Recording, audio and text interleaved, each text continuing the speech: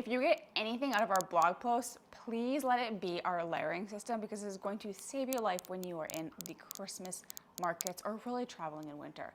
So this is how it goes. First, you have your base layer. This is the layer that's closest to your skin, so you want it pretty form-fitting, kind of borderline tight, but still breathable and comfortable.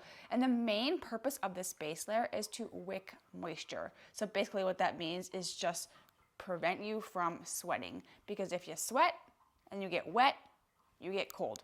So you don't want to get wet. You want to use merino wool or polyester. Both work well. They have different price points, and we have kind of recommendations in the blog post. Then you have your mid layer. As you might have guessed, this goes over your base layer. You'll probably have two. That's what we did, and it worked really well for us. We had a thin shirt, something like this, and then a fleece zip-up hoodie that went over top. The main purpose of the mid layer is to trap your body heat while still being breathable, because you don't want to trap too much heat and then get sweaty and then you get wet and cold.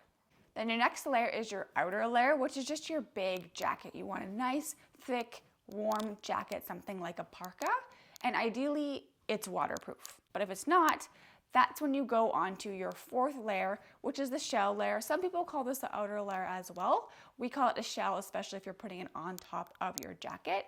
If your jacket isn't waterproof or windproof, you're gonna wanna get a really thin raincoat or like a windbreaker to put on top of your big, thick outer layer for those days when it's really windy and wet, which you are going to come across in the Christmas markets.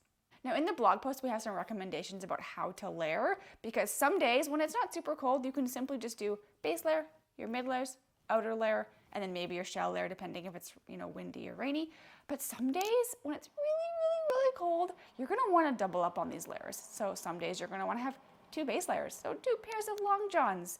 You might wanna have 2 mid layers, so a shirt and a hoodie. And then you might want to wear your outer layer jacket and a shell layer over top, even if it's not rainy or windy, just because that extra layer really helps trap in your body heat. So you can check all of the posts for all of our recommendations on tips, tricks, and the things we wore.